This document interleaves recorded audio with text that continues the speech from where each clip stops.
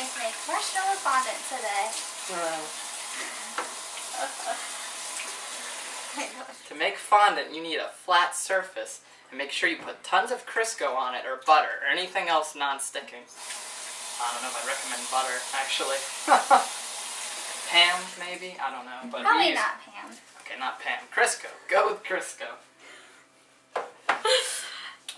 Okay, we just actually made a cake today. A cat. And we are actually, it's in the oven for right now. We're going to check it in 12 minutes. About whenever it's done. So, first off, we are going to put the marshmallow, a whole bag of mini marshmallows. 16 ounces. In a bowl. And then we're going to add 2 tablespoons of water. 2 tablespoons? 2 tablespoons. It's probably going to fill up the whole bowl mainly. It is going to fill up a pretty big bowl. This recipe is pretty common. You could find it anywhere on the internet. This isn't the actual way they make fondant. This is a fun way. It's known as marshmallow fondant. It's fun and also tastes a lot better. Other recipes could call for gelatin, but you don't have to. This is the quicker and easier way.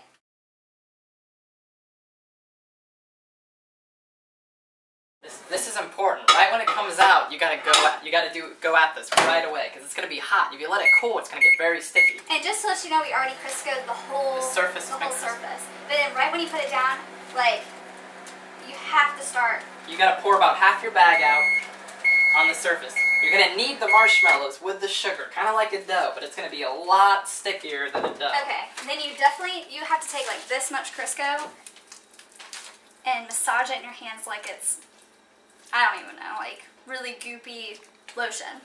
Yeah. So, and you pour it all out. You can even, like, if it's too much for you at one time, you could just add it in.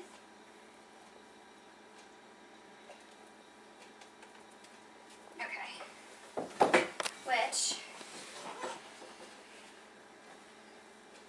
and I'm going to add a little more powdered sugar so I can add the rest of this. Mm-hmm. This is like completely messy. You're going to use the whole bag and you're going to add it little by little as it absorbs. We found this method best, right? Yes. Yeah. And it takes time. Okay. As you can see, you just basically roll it up like dough.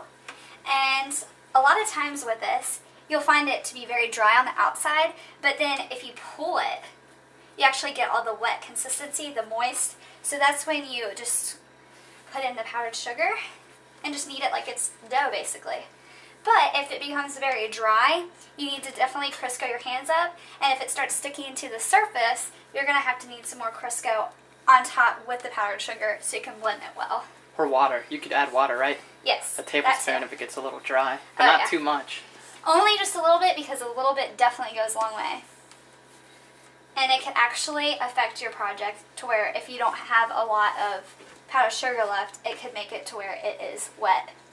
So this whole process is very, very slow, because with fondant you could just alter it completely just by one step, by adding too much of this or that. But definitely work with it slow. It'll be worth it at the end. But then after you are done doing this, you can either have it as a white fondant and you can put it right into the refrigerator for a little bit to harden a little bit. Or you could add some food coloring, like pastel colors, or if you add a lot, it can make it a more bold color. Okay, we're going to do the dyeing process of it. It's always nice to coat it too. The green, and we're going to do a yellow flower. And this is going to be the blue for the whole cake. It's going to look very pastel, but I think we're going to do a richer blue, so it's probably going to take a little longer. But let's see. I like to wad it up like that and make like a little hole at the top. And you want to just put as many dots. This will make the counter look blue, but it's not going to be permanent. So. And have patience when you're kneading it, because you're not going to see the colors right away. It's going to take a little while before. It's going to look like tie-dye, and it is going to dye your hands. It is. It's going to get your hands dyed. So if you already see, it's already like pressing into it. I like to try not to get it on the counter because I want to get it on the actual fondant. I don't want to like turn it like this. Yeah, it is going to take a little while before it's mixed in really well. But it will take a little while. You have to have some patience at this point. And don't do a bunch of drops at first. Don't do like 10, 20 drops. Yeah, thinking you know what it's going to look like. If you can tell, it's kind of tie-dye at some parts, so it'd be like darker, lighter. It has to be all the way through one color because honestly it looks kind of sloppy, but... Fondant the stick. It's good to heat it up a little. Not quite to liquid, but kind of liquidy. Almost so you can pour it, but not, you know, just put a little on there. It should be really easy to smooth around. You don't have to do a perfect layer because we're not icing this cake. We're putting fondant on it. Notice how horrible it is now? Watch in the end how we turn it around. Okay, you're going to have to do some measuring. When you roll out the fondant and have it flat, you're going to have to take your cake. You're going to have to measure. You have to measure across the top. You don't have to be exact, but close. Make sure you give yourself a little bit extra fondant so that you can cut it off at the end and that you don't go too small. Basically, this one's 9, and then you do both sides because you have to go, you know, up one side, across the top, down the other side. So it's 9 and then 3, 2 3s. So that's 15. And then since it's a round cake, it's going to be 15. You make a square that's 15 and 15. So you have to roll out the fondant, make sure you have 15 inches both ways. Now, since we didn't have enough fondant, I had to go a bit thinner than usual.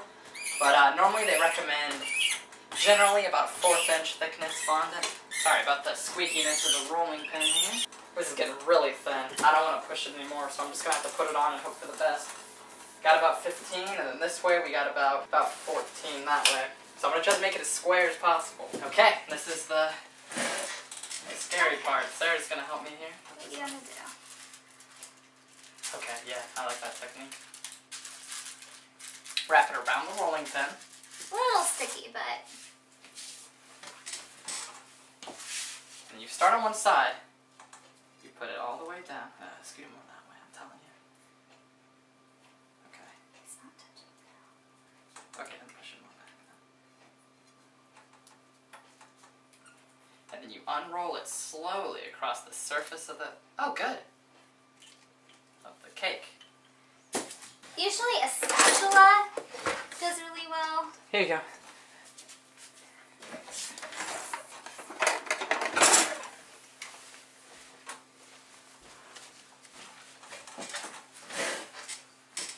Now, we're going to have some holes at the bottom due to the fondant, but what we're going to do is we're going to put grass to cover it up. Then you go 45 degrees along the bottom with a knife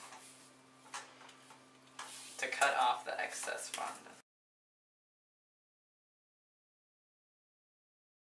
Now that I have the green fondant rolled out, I'm going to use, an X-Acto knife would be the best, but I'm just going to use a regular knife to cut this. So, it's about an 1/8 inch thick. Might be a little thick. It doesn't have to be exact. And I'm just guessing with grass, it'd just be, assuming it'd be very basic, kind of.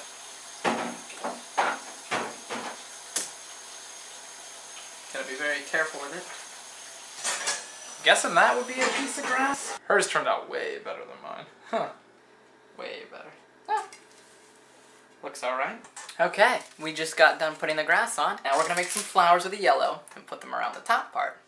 What I'm going to do is just cut a couple little leaflets, maybe whatever size you want. Then you want to pick it up, all of them, all the 5 that are pinched together, and you want to pinch the back to make it more flower look. Then take it and you put it right there.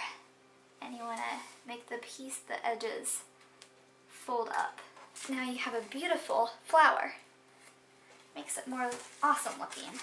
Actually done with our cake now. After a while, I was just like, let's just put some random like little Easter egg type things on top because Easter's coming up. But it's not perfect, but we had a lot of fun working on this and it will taste really good. I hope everybody does pretty well on their cakes, on their first cake. And here is the final production.